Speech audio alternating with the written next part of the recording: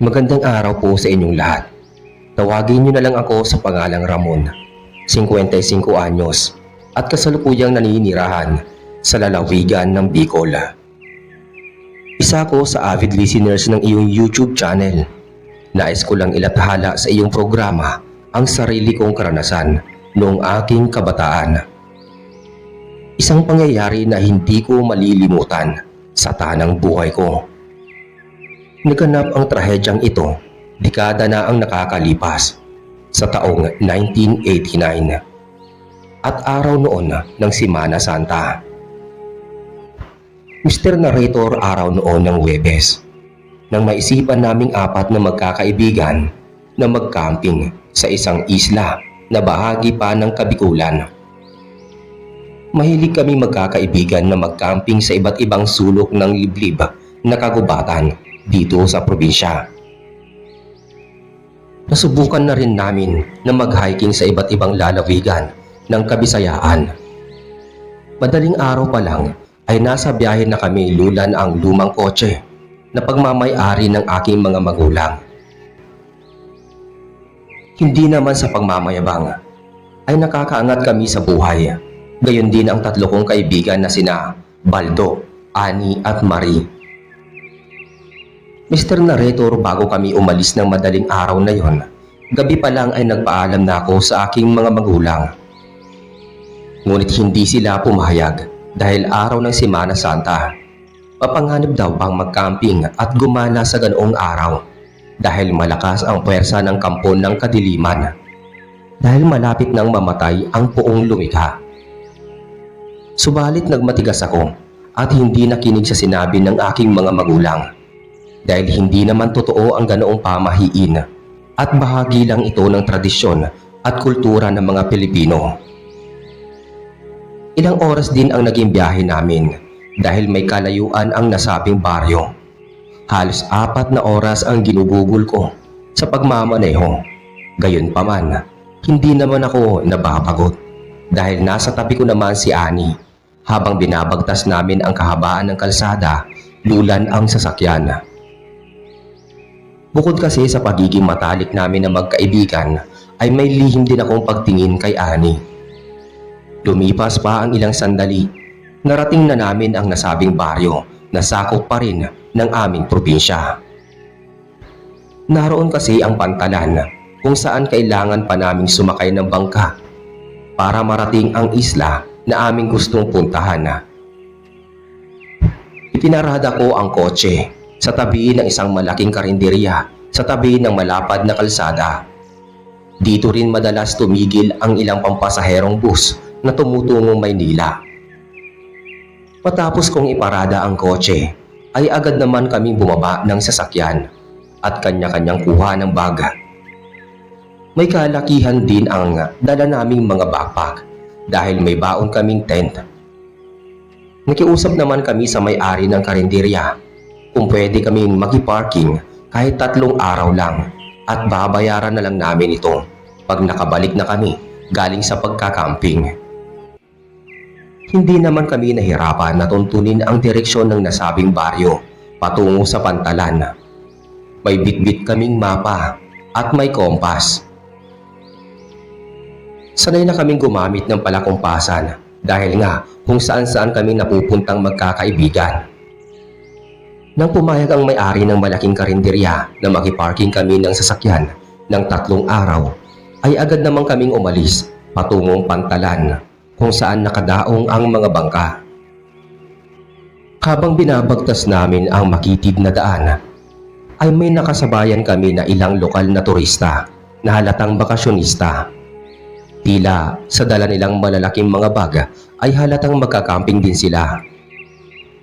Lumipas ang ilang minuto naming paglalakad, Mr. Narrator. Bumungad sa amin ang malawak na pantalan. Marami ang bangkang nakadaong sa tabi ng dagat.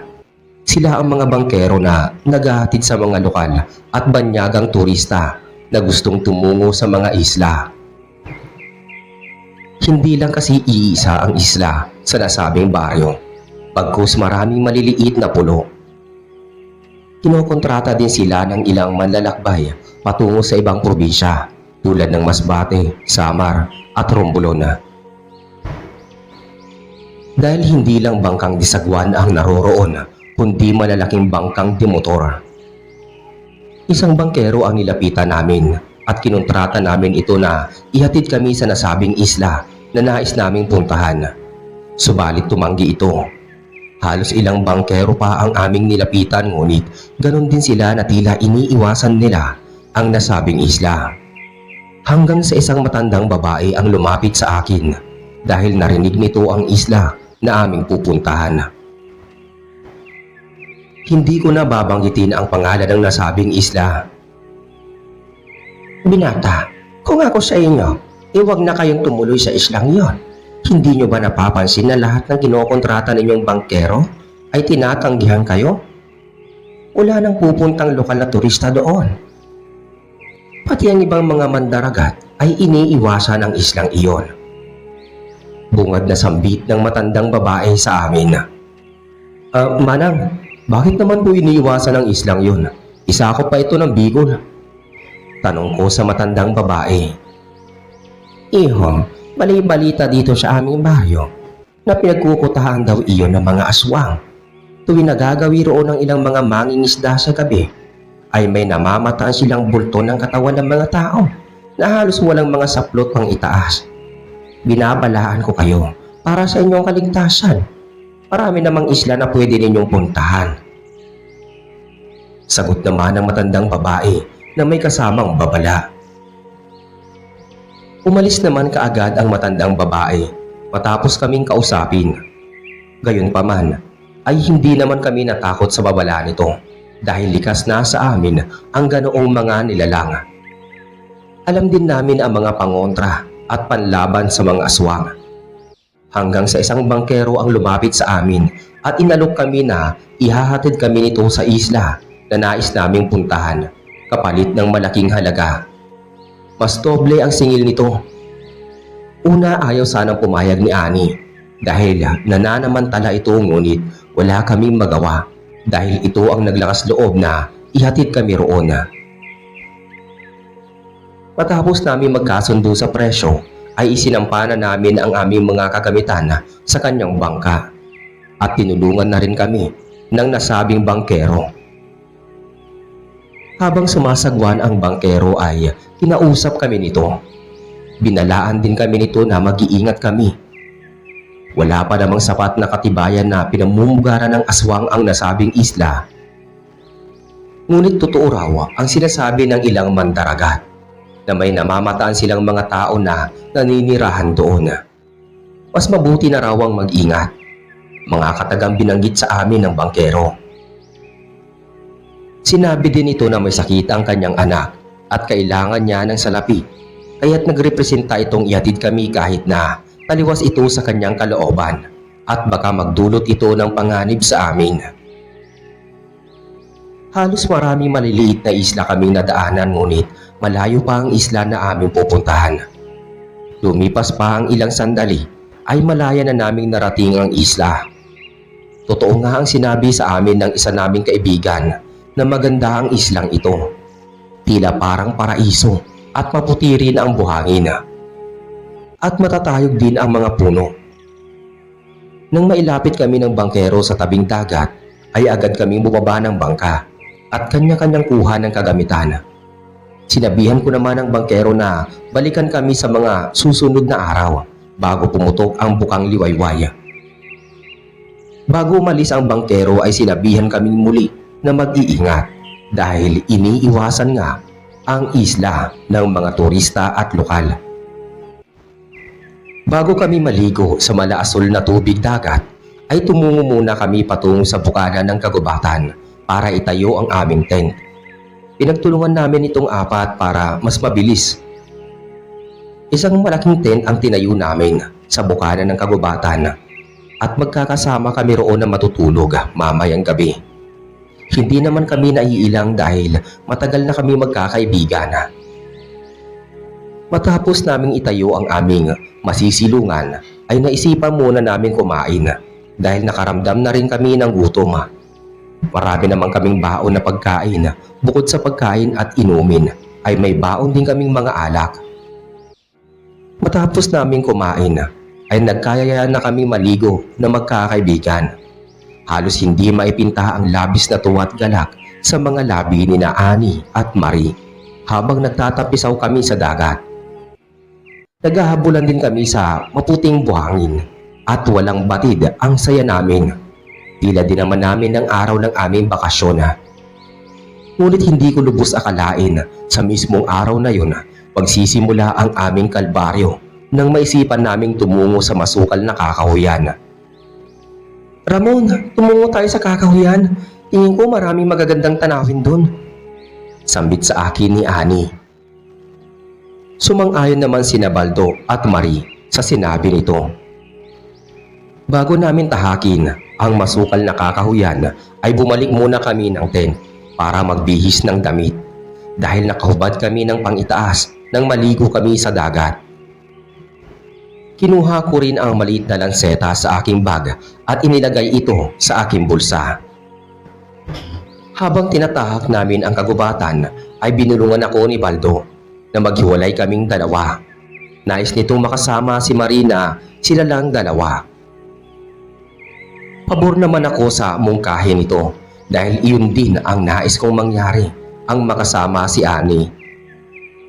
Nang suyurin namin ang pinakaloob ng kakahuyan ay naghiwalay kami ng landas ni Baldo. Sa kaliwang bahagi sila ni Marie. Tumungo sa kanang bahagi naman kami. Subalit ilang minuto ang nakakalipas ay isang malakas na sigaw ang aming narinig. Pamilyar sa amin ang boses na iyon at tinig nga iyon ni Marie. Dagli kaming naglakad ni Annie upang puntahan ang kinaroroonan nila. Sinundan namin ang direksyon kung saan nagmumula ang malakas na palahaw ni Marie. Batid ko nga may nangyari sa kanilang masama. Halos nahirapan din kami na hagilapin sila dahil sa dami ng punong nakatirik sa nasabing isla. Ngunit gayon pa man ay natuntun pa rin namin sila dahil sa malakas na palahaw ni Marie habang humihingi ito ng saklolo at binibigkas ang aming pangalan. Namilog na lang ang aming mga mata nang makita namin si Marie na nakaluhod sa lupa at nakayuko ang ulo habang nasa tabi nito ng malaking hukay. At nang tuluyan kami makalapit ay nagulantang na lang kami dahil nahulog si Baldo sa nasabing hukay. Nakabulagta ito sa may kailaliman habang nakabaon sa kanyang hita ang isang matulis na kawayan. Sa postura ng hukay ay para itong patibong sa baboy ramo at ilang mabangis na hayop. Napagtanto ko rin na may naninirahan talaga sa islang iyon. Dahil nga doon ay nag-isip ako ng paraan kung paano maaangat si Baldo sa hukay. Walang tigil sa kakahikbi si Marie dahil sa hindi inaasahang pangyayari.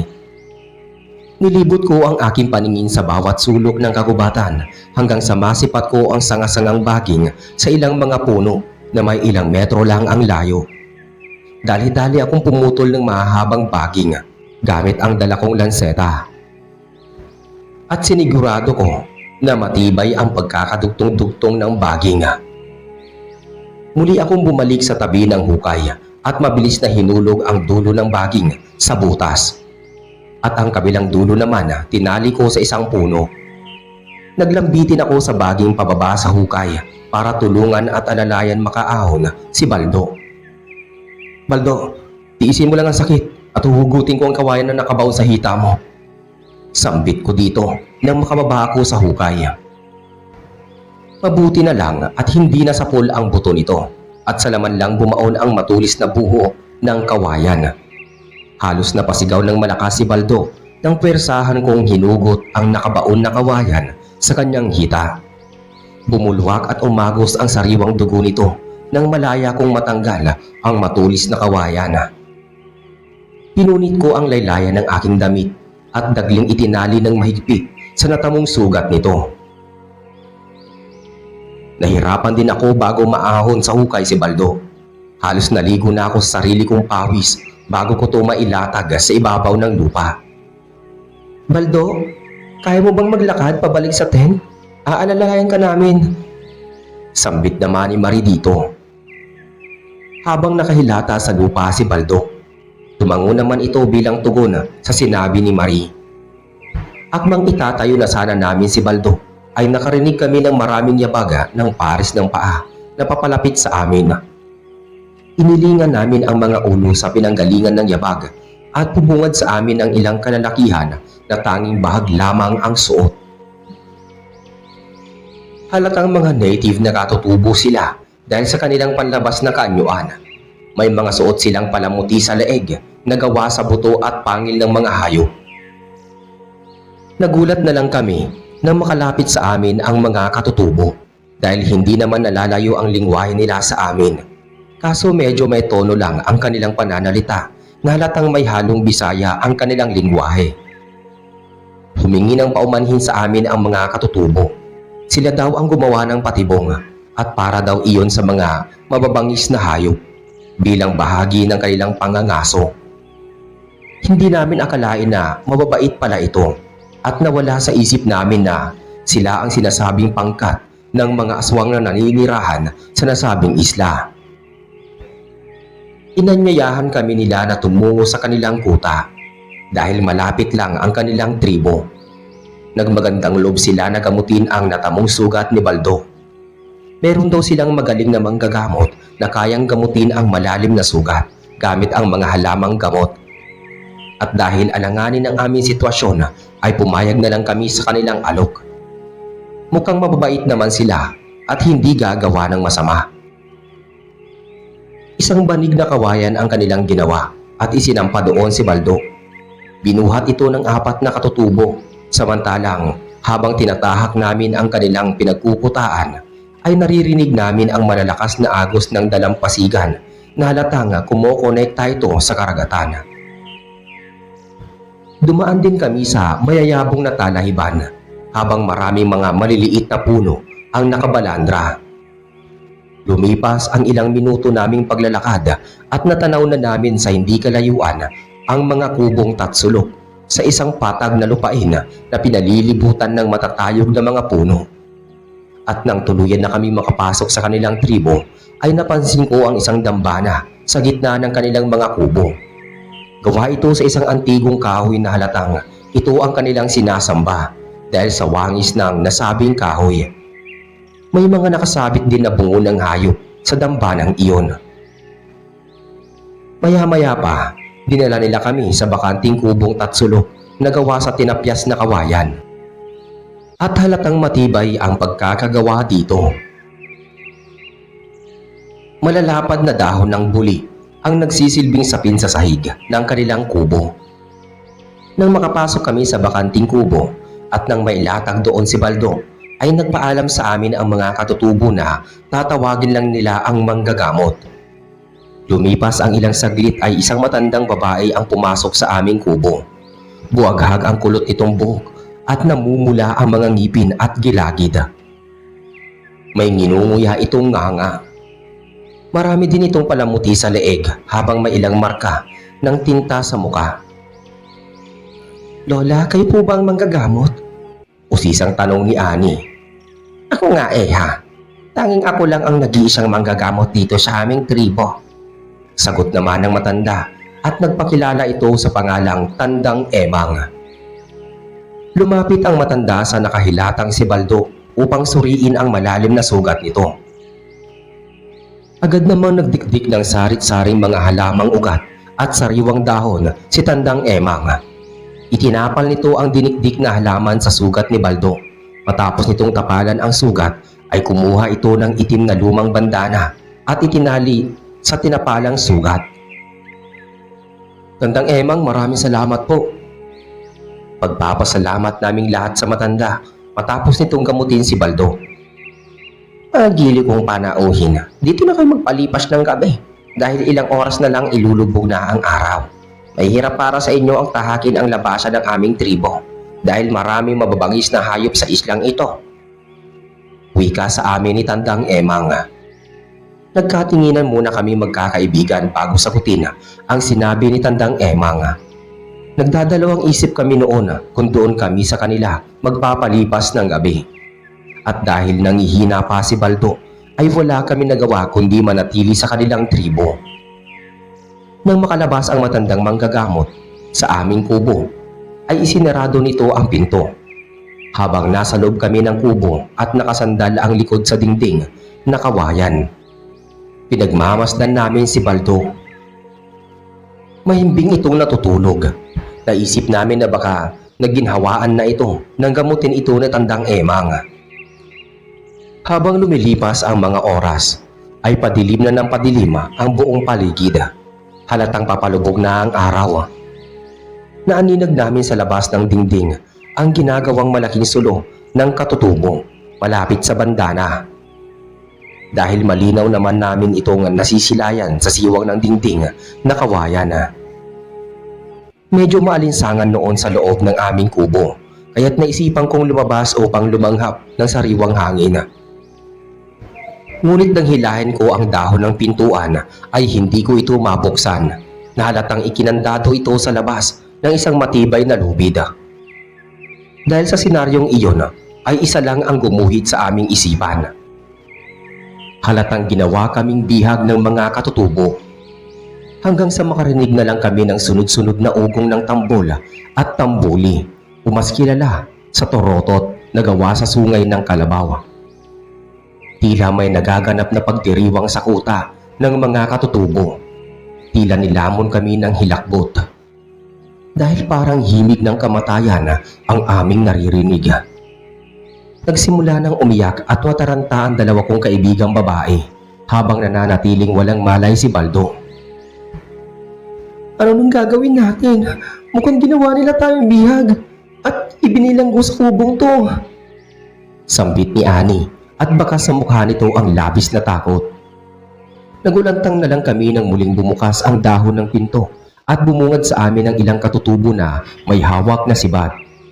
Sa pilitan nilang binuhat si Baldo at marahas na inilabas ng kubo. Wala namang kaming nagawa dahil tinutukan kami ng sibat. Anong gagawin niyo sa kaibigan ko? Usisang tanong ko sa kanila matapos nilang ilabas sa kubo si Baldo.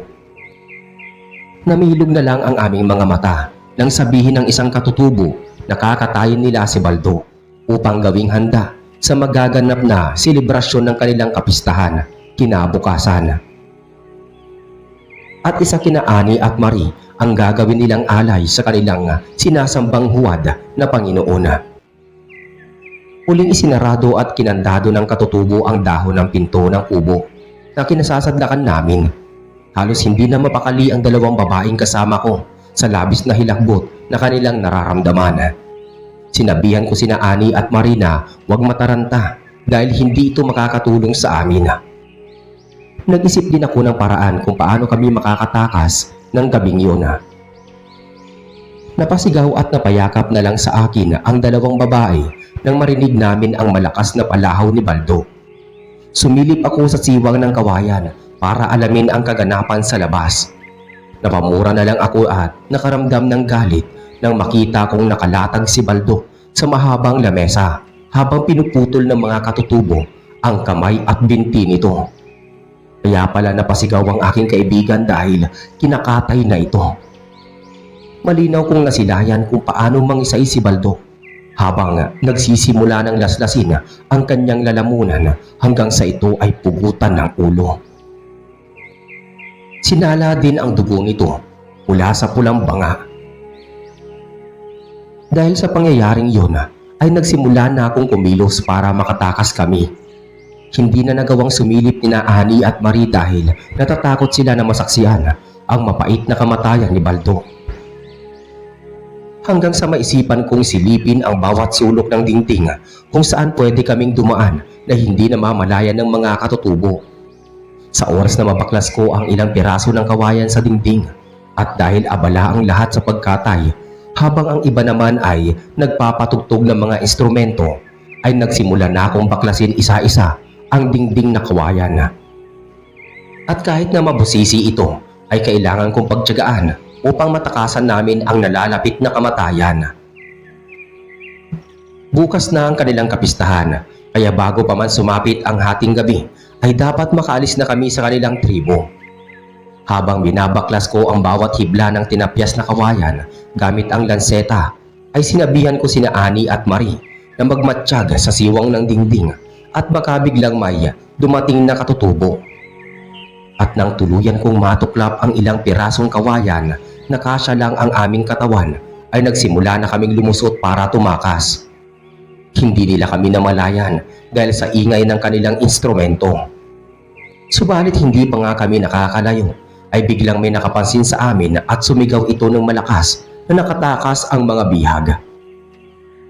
Dahil sa pangyayaring iyon ay walang habas kaming tumakbo papasok sa masukal na kakahuyan. Ngunit isang bagay ang nagpagulo sa aming isipan habang matuloy kaming tumatakbo.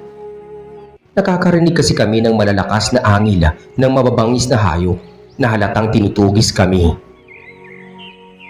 Meron ding umaatungal sa sanga ng mga puno na mas lalong nagpagimbal sa amin.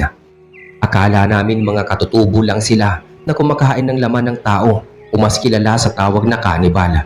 Ngunit nagkamali pala kami dahil hindi lang sila basta mga kanibal, kundi mga nilalang na tinatawag na aswang. Tama nga ang sinabi sa amin ng matandang babae at ang bangkerong naghatid sa amin na pinagkukutaan daw talaga ng mga aswang ang nasabing isla. Habang matuling kaming tumatakbo ng mga oras na iyon, ay tinalasan ko rin ang aking paningin at pakiramdam, lalo na't dalawang babae ang kasama ko at hindi nila kayang protektahan ang kanilang mga sarili. Hanggang sa dumating sa punto na biglang natisod si Annie sa nakausling ugat ng puno. Nagli ako lumapit upang alalayan ito, habang sinisigawan ko naman si Marie na magpatuloy lang sa pagtakbo. Nang maibangon ko si Annie ay nasilayan ko ang ilang nilalang na papalapit sa amin. Mawalasik ang kanilang mga muka at halatang hindi ka bubuhayin oras na mahuli ka nila. Kawangis nila ang mga sigbin na may mga mapupulang mga mata. Muli kaming tumakbo ni Annie dahil malapit na ang mga aswang na tumutugis sa amin. Hindi naman kami nahirapang makalabas sa masukal na kagubatan dahil sinundan namin ang lagaslas ng dalampasigan. Ito ang nagsisilbing palatandaan at kompas bago kami tumungo sa kuta ng mga katutubo. Nagpatuloy kami sa kakatakbo habang nasa unahan namin si Marie hanggang sa tuluyan kami makalabas sa masukal na kakahuyan. Natatanaw na rin namin sa hindi kalayuan ang aming tent. Ngunit patuloy pa rin kami na tinutugis ng mga katutubong aswang at desidido silang mahuli kami at halatang ayaw nila kaming pakawalan. Nang makarating kami sa aming tent ay tila nawalan na kami ng pag-asang mabuhay pa dahil nasa harapan na namin ang napakaraming aswang at halos ilang dipa na lang ang layo ng mga ito sa amin. Dalawa na lang ang aming pagpipilian, ang labanan sila o lumusong sa dagat patungo sa kailaliman, ngunit alin man doon sa dalawa ay sigurado mamamatay kami. Hindi na rin sumagi sa isip namin noon ang aming kagamitan sa loob ng tent. Annie, Marie, tumungo kayo sa dagat at lumangoy patungo sa pinakailalim. Anong gusto nyo? Kainin ng mga aswang o mamatay sa lamig? O kang hindi na tayo pakakawalan ng mga yan?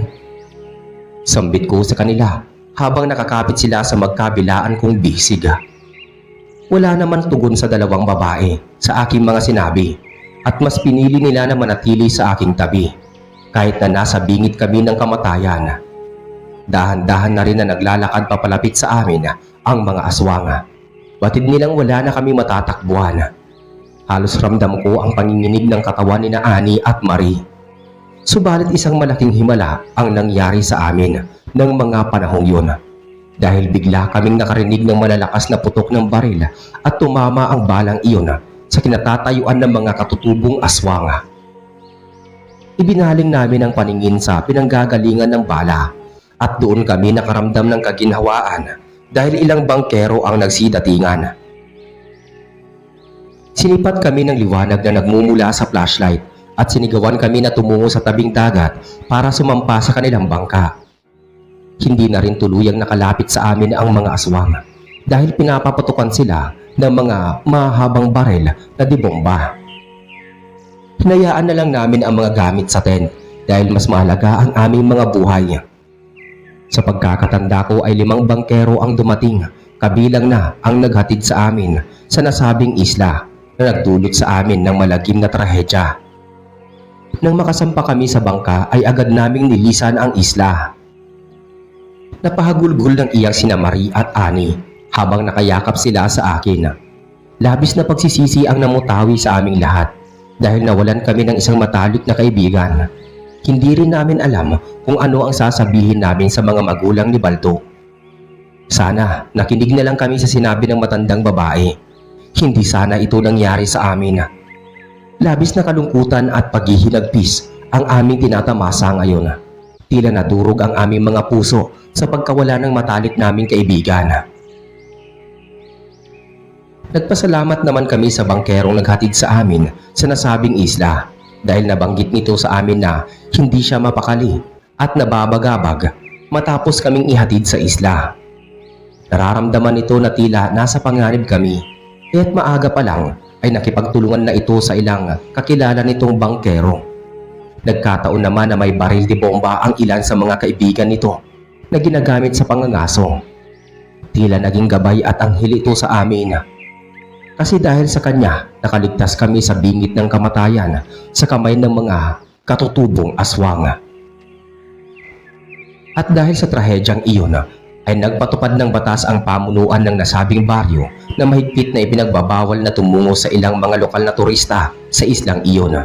At sino mang bangkerong lumabag sa patakarang ito ay may kaukulang parusa. Hindi naman ginambala ng mataas na opisyal ang nasabing isla dahil tahimik lang naman na namumuhay doon ang mga katutubong aswang. Sadyang matigas lang talaga ang ulo ng ilang mga bakasyonista at isinanga kami roon. Dahil sa katigasan ng aming ulo at hindi nakinig sa mga payo ng aming mga magulang at matatanda ay nagdulot ito sa amin ng malaking peligro. Sanhi ng pagkawala ng isang matalik naming kaibigan at nangyari pa mismo sa araw ng Semana Santa. Mr. Narrator, hanggang dito na lamang po ang aking kwento at sana'y magbigay aral at babala ito sa mga taong nakinig ng aking istorya. Lubos na gumagalang at nagpapasalamat ang inyong sender, Ramona.